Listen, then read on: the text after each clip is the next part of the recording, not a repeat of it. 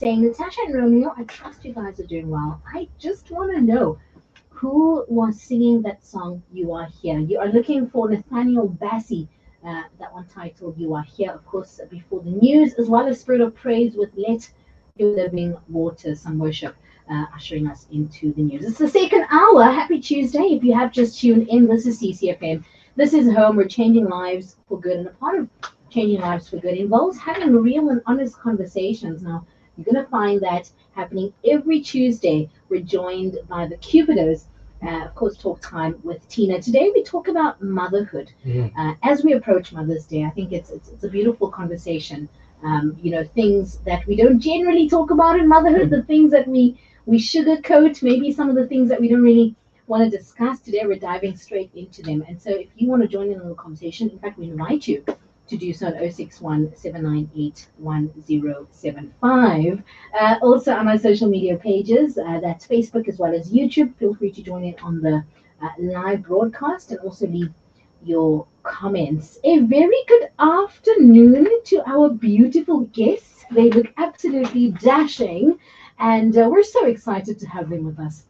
Wow, I think it must rain more often. All of these wonderful adjectives to describe the magnificence that is Craigington. I'm joking. Hi guys.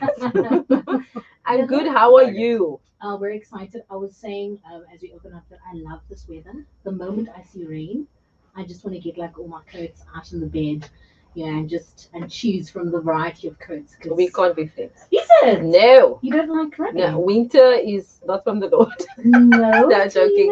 No, I'm a warm. I like the warmth, the sun on my skin, not the rain, not the rain. I'm out. I'm left out. I imagine you're going to say the same. No, actually, what I'm going to ask is an interesting question I'd love to find out from you. We posed this earlier on in the program, where we were asking in terms of e-hailing services. I don't know if you've ever used an e-hailing service, whether that's any Bolt, any Uber, or any of those services. Have you ever used them before? And if so, what was your experience like? Did you get like good service for you? I'd love to find out just, before we get and dive into the topic. Have you ever used one? I have, but I'm a funny person. Like I like to drive with my husband, Yes. and I'd like him to drive the car as much as possible. But there were odd times when our car was broken. And it was broken for a long time, and we needed to Uber. So the problem was where we stay, Ubers are not as frequent. And I understand why, because they say most of the people that live in this area, they have their own cars. Right. So it's not viable. But honestly, I've never had a bad experience. I'm a quiet person. I know there are people like my dad. My dad he loves conversation, so he will talk to the Uber driver. I'm like, look here, I just want to get from here to there, man. So, you do what you do and I do what I do. I remember last year I had to get you guys with the Uber. And my hair was so beautifully blown out and this driver's window was open, man. Oh, no. But it was so kind. I said, look, yeah, my hair's gonna win. You close the window. Yeah, on beach drive. I said, can you please? And he said, no, I'm sorry, it's fine. So they're generally very, very nice. They're very accommodating to your needs. So I don't have a bad experience. No, I don't have a bad experience.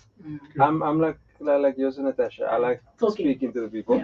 Yeah, I'll see something and I'll ask about something and like what do you think. And yeah, it's liquor. Yeah, no, same. You're Get to not know friends, someone. Craig. I don't know what Same WhatsApp I've group. always said I'm a special breed, okay? I'm very special. My mommy loves me, it's fine. Listen, you can also let us know, of course, if you do choose an e-hailing service, what would make you choose one and sort of what has the experience been.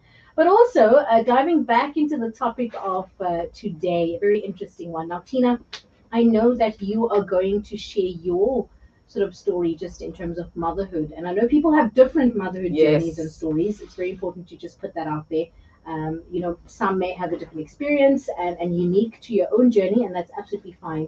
And you can feel free to share with us on the WhatsApp line 061 798 1075. Take it away, Mrs. Cupido. Yeah, so thank you for that, because I'm not out here knocking those who had the best pregnancy in the world. Gosh, if that is your story, the Lord bless you. Honestly, if that's not your story, I can maybe understand a little bit more. So for me, My motherhood journey actually started when I was 19 years old. So for context, some people have heard some of my story, but I was dating this guy, right? And my parents did not want me to see this guy, understandably so.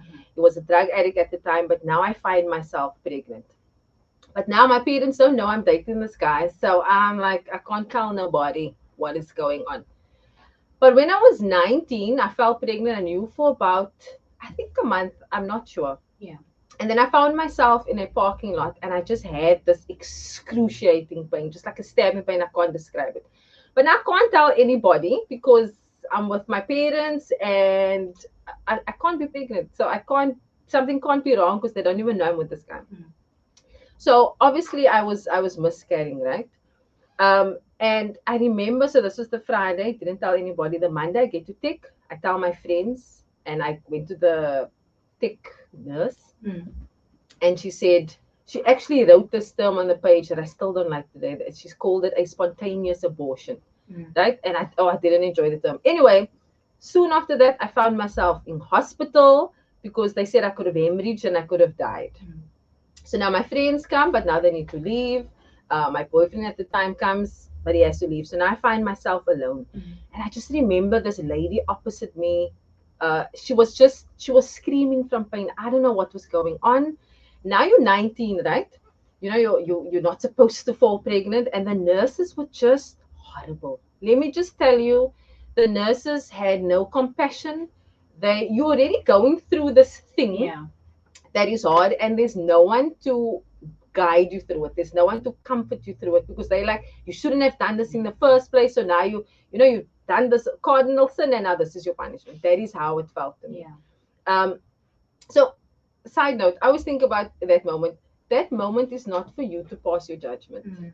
In that moment, I think the people know they made a mistake, right? If that, not the miscarriage, you had sex before marriage, but whatever the thing is that you've done, we don't need your disappointment in that moment. Have your time alone and have your disappointment. But in that moment, your 19-year-old child lost the child, and you have this nurse that is just like, couldn't care, and you're just laying in this cold hotel room. Oh my gosh, hospital room. Yeah. And let me tell you, you carry that shame and that guilt with you for a very, very, very, very long time. So after my miscarriage, I was trying to figure out what went wrong. Because you're angry with God because now you see everybody else having babies, and teenagers my age are like, okay, so why are they allowed to have babies and I'm not allowed to have babies?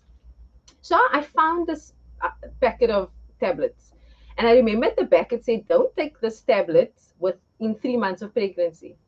And I remember this is when I didn't know I was pregnant. I had a headache one day, and I took these tablets, and I was like, oh, it was my fault. So now in that moment, it's my fault. I killed my baby. So I carry this with me. Sure. For the longest time. I wouldn't take tablets. It didn't matter what was wrong with me. I refused to take tablets because if I take another tablet, it's going to bring about the same demise that I had. Yeah. Anyway, so now time goes by. My mom says I need to go to the gynecologist, and we go to the gynecologist. So I'm still 19. And this doctor, for him, this is his normal life. So he says to me, you are gonna struggle to have babies. You're gonna need to have fertility. I was like, what does that even mean? Didn't explain it. Nothing. You're all 19 I heard, I'm 19, right? All I heard was I'm never gonna have a child. So I go. So the one opportunity that I had, I took the tablet that I didn't even know was gonna do this, and now you're telling me I cannot even have a baby any longer. Anyway, years later, I was actually diagnosed with polycystic ovary syndrome, which is PCOS, people will know it as. So it was such a weight that was lifted because I go like, oh, people who have PCOS, chances of them falling pregnant naturally is very, very, very, very slim. So that weight was like, oh, it wasn't my fault. It wasn't me, right? So symptoms of that is when you get your monthlies, your thing you're supposed to have every month. Yeah. I got mine when I was 14. And then I didn't get it for like months and months. So my cycle has never been regular. You can ask me even today, I'll be like, what comes. Yeah. It happens. Yeah. So your hormones are imbalanced, your cycle is never the same, and that is just two of the symptoms. So fertility most times is going to be your answer if you have that type of diagnosis. I remember I had so many cysts removed from my ovaries. I had so many polyps removed from my ovaries because that is also what happens when you have this PCOS, right?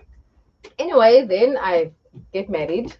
And then, oh my gosh, not to a different guy. Anyway, to Greg. So now, obviously, you must fall pregnant, and I'm not falling pregnant naturally. So I had a wonderful church family, and everyone was praying, and we're gonna believe for this thing to happen. But in my mind, so we're praying. The faith means, or the way that God's gonna answer is, I'm gonna fall pregnant naturally. Right. That didn't happen.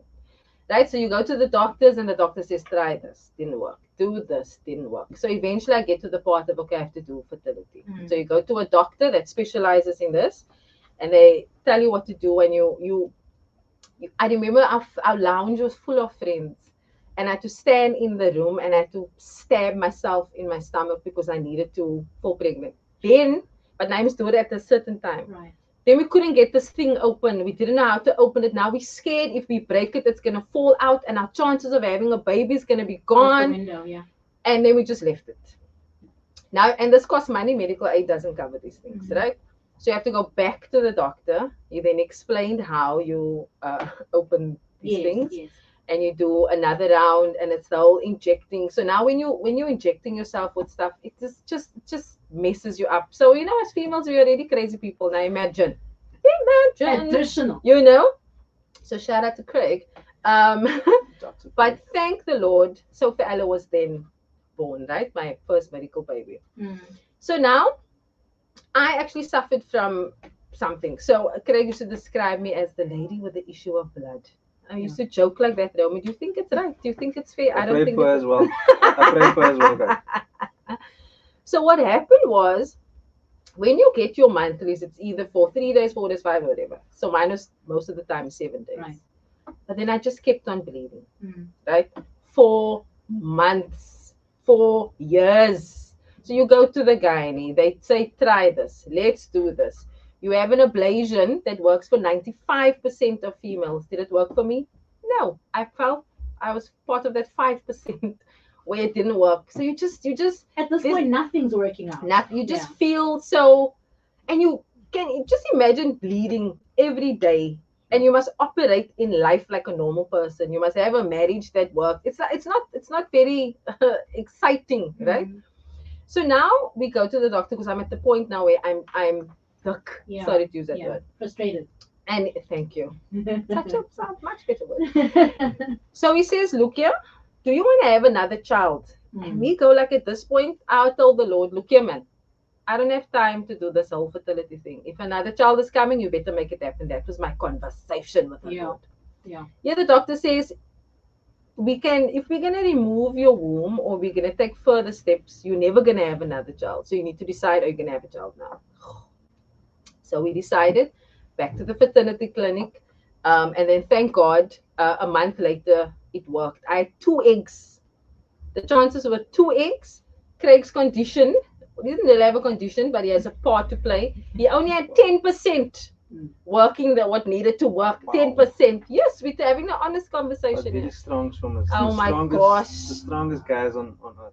Anyway, so now you have 10% and you have 2 eggs. And you must now pray that this is going to work. Yeah. And once again, more money. And you sit in this fertility clinic in Claremont now. And you hear the conversation, you're sitting in the waiting room and you hear the conversations of the people asking, so how much is surrogacy going to cost? How much is IVF going to cost? And you sit there in your own fertility journey, but you are so grateful that it doesn't need to be to that extent, because it's 60, 70, 80,000 rand just for a mother trying to do something that's supposed to be so natural. You feel like a failure. You feel like, your Lord, this is what I was created to do and I can't even do it. Yeah. Anyway, Liam was born, and we are very grateful that we have Sophie Ella and we have Liam. So people always ask, you waited long to have a baby? I'm like, I didn't wait long. I remember I was standing at work once and someone said, when they asked me, when you going to have a baby? They said, I know what type of woman you are. You're a career woman, eh? You're the ones that don't want the baby. You put your work and yourself before and you're standing there and you go, no, actually, I can't have a baby naturally. Actually, I'm going to have to go and take meds to try and do the thing. And you have people that they mean well, but it's very not a nice thing. It's very, it's not nice. And that's something, and it'll come in now when you touch on the pregnancy as well. Things that people say, statements that people say, where it's got a lasting effect. It does. Again, they mean well, but these are conversations that we need to happen. If you've just tuned in, we are approaching Mother's Day on the 12th of May, and we're inviting you to join in on the conversation. Tina's just shared her story in her motherhood journey. As we've mentioned, listen, people have different journeys. Yes. You might have a unique journey of your own that you'd like to share and open up about this afternoon. We invite you to join the conversation. 061 798 1075. We are live on Facebook as well as YouTube. And you can add your comments in as well. Just before I hand over to Romeo, Tina, let's talk about these questions that are cringe, awkward, but it's questions that get asked. Things like, when are you going to have another baby? Yes. So I remember in a previous show I said I was pregnant with my first child, and then they ask you, when are you having your second child? I was 37 when I had Liam. So now most times you want to have your kids in your, I don't know, there's this timeline, man, that we have that has been set out in the world that, before you're 30, you have your child. So when you're 37, it's rather old according to the societal standards of when you need to have a child. And then they ask you, or if you're moaning, right? So my second pregnancy was very hard. It was very, very hard. And they say, no, man, please, I had 3 kids. What you moaning about? You go like, I had to go to hospital because I was dehydrated. I had legs pulling. I had all sorts of things happen. But and I'm so thankful that you had beautiful pregnancies. Yes. I had someone that said to me, oh, you're gonna miss your belly. You're gonna miss them kicking, and I'm like, in my mind, I'm like, no, I'm not. And I can feel like that.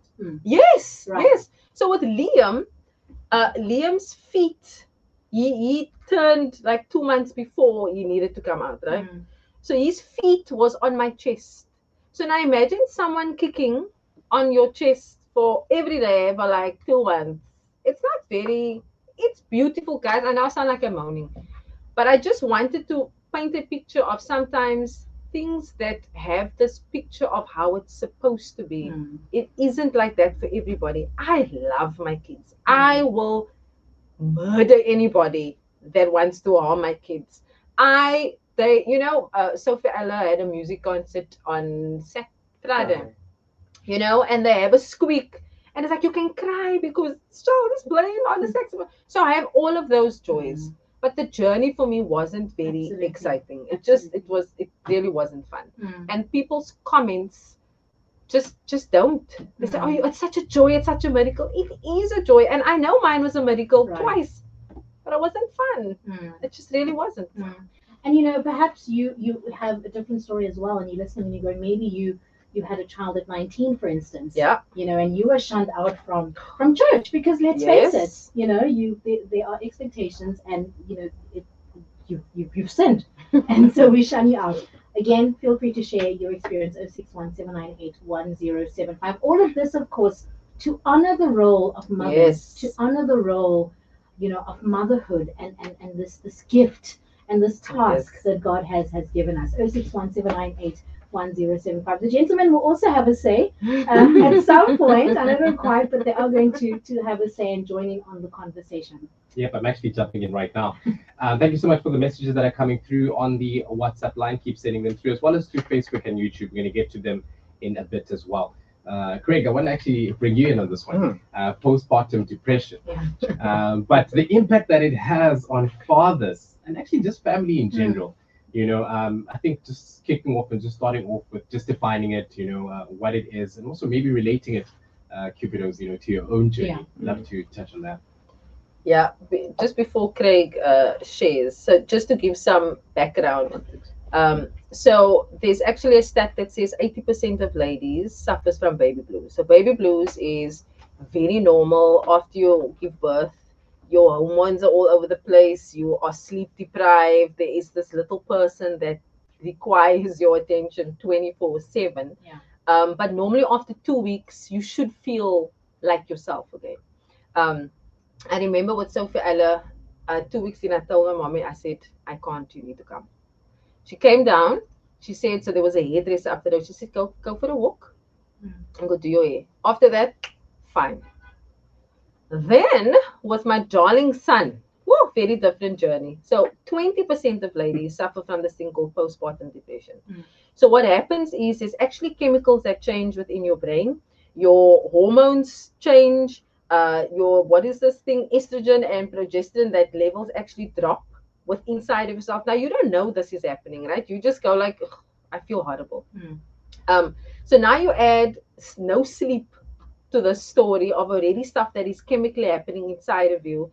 It is a recipe for disaster. Now there's different levels. Some people can have it mildly and some people can have it extremely severe, Romeo, where they're at the point of they don't want to be here in this world anymore. That's how bad postpartum can actually become. And I remember with Liam, so with Sophie Ella, after 2 months, she went to anybody. Oh my gosh, that child went to anybody and everybody that opened the arm, done. Liam didn't want to go to anybody else for an entire year, for a whole year. He wouldn't go to our grandparents. So he was with me 24/7. So with Sophie Ella, I remember after 2 weeks, my breast milk dried up, right? So now you already feel like the worst mother in the world because you can't breastfeed, do that whole thing. And the people at church, they go like, you're sitting with a bottle. Oh, you think you wanna feed your child that? Then you go like, okay, man, just please. Not now. So with Liam, I was determined. I was like, I'm gonna prove that I am this mother that can breastfeed. I remember Liam's birthday is coming up now. So he's born on the 18th of May.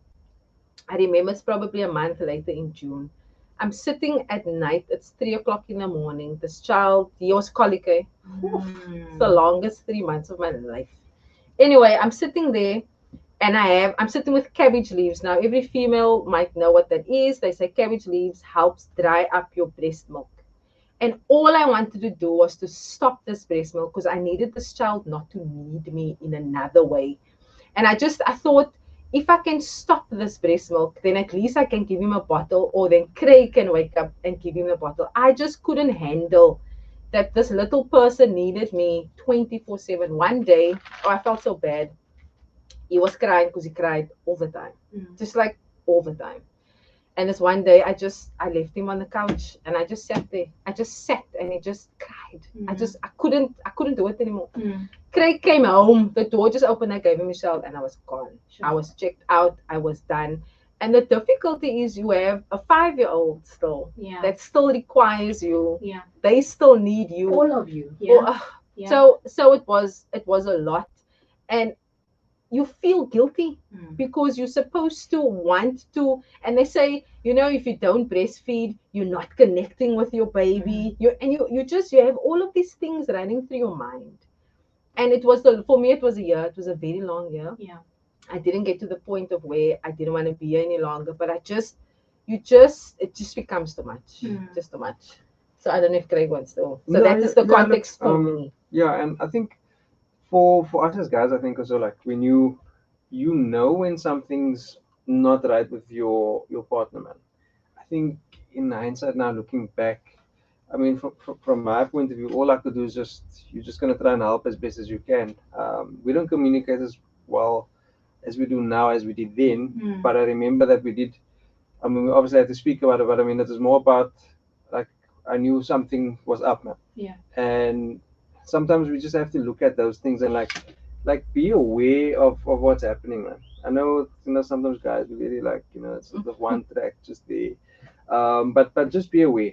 And a lot of the time, there's a lot of other voices, especially with kids and things like that. You only know once you're in it yourself. Yeah. And what's best for your child, man, and for your family. So, find that, communicate, talk.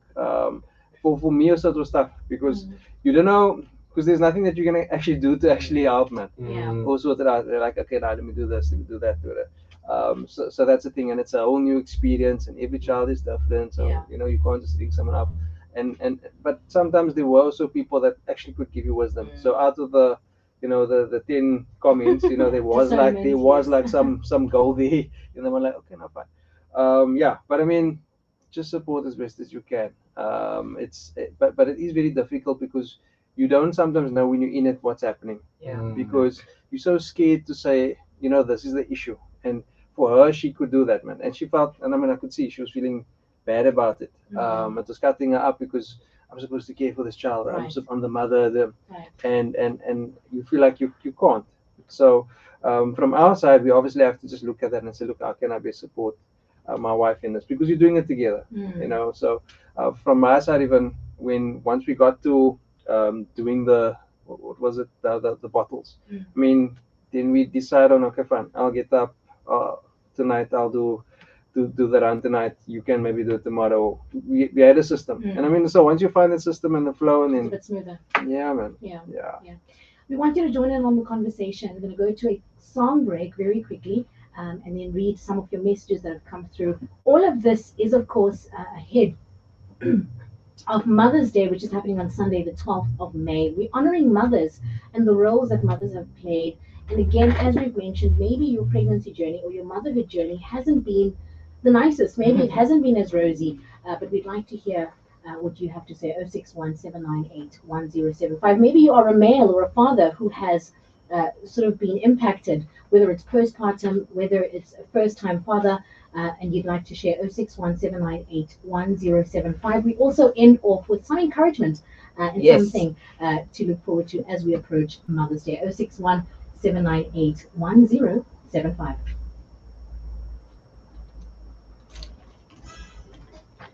Okay. Got a couple of messages. Yeah, intense. Intense. We're still live.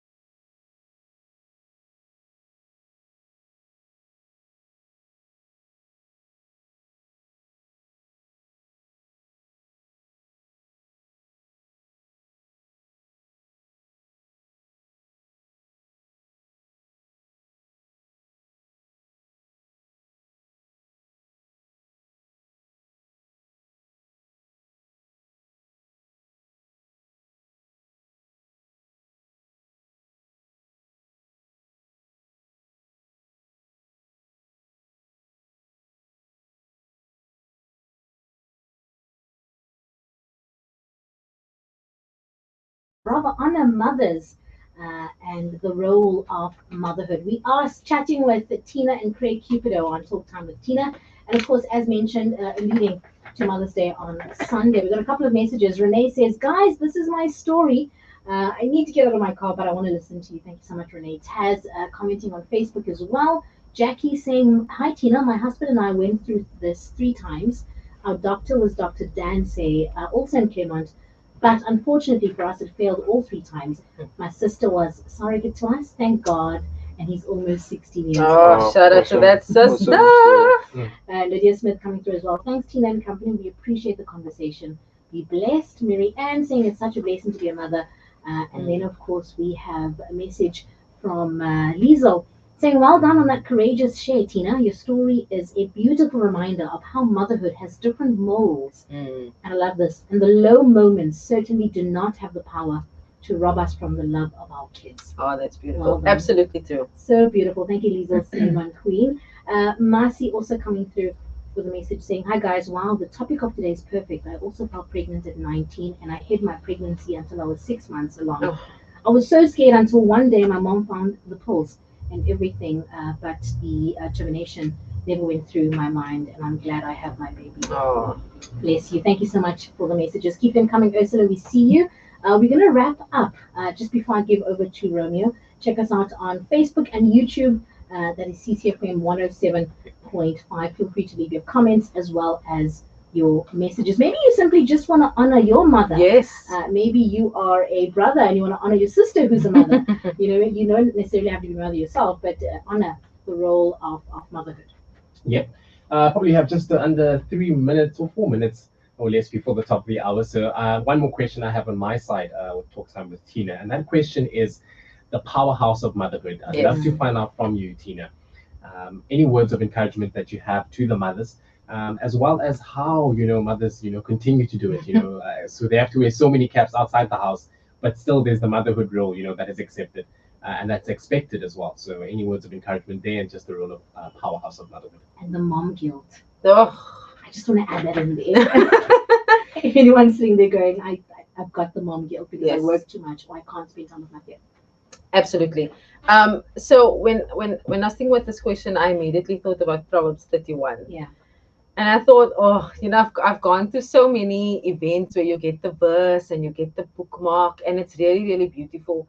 And this Proverbs 31 lady, she was out there in the field and she was sewing clothes. And I was like, I failed needlework at 5 in grade 7. I was like, I ain't sewing no clothes.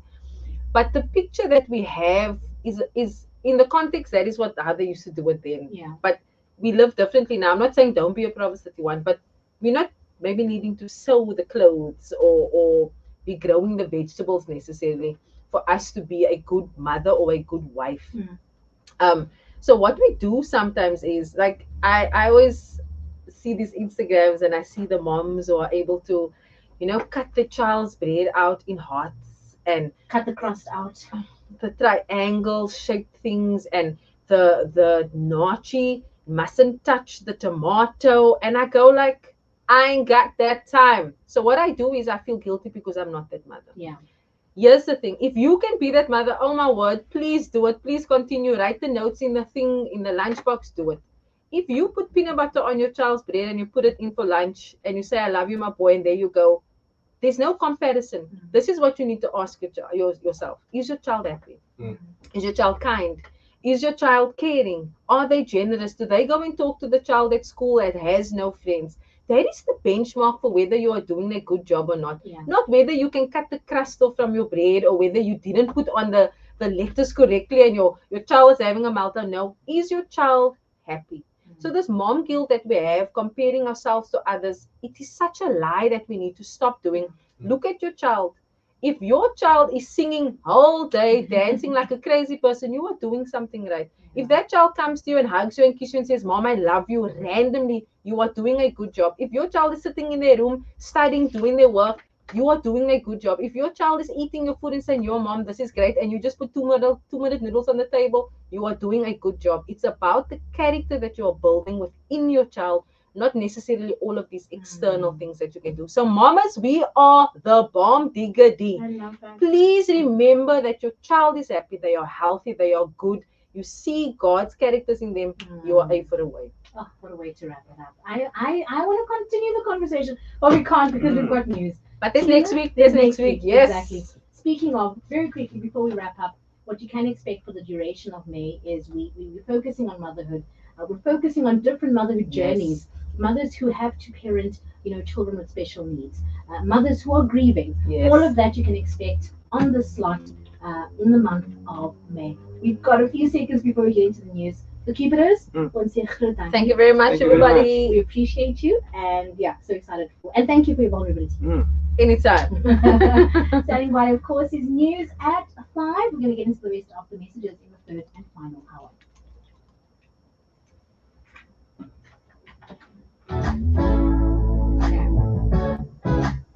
The views and opinions expressed in this program are those of the speakers and do not necessarily reflect the views or positions of any entities they represent. News on CCFM 107.5.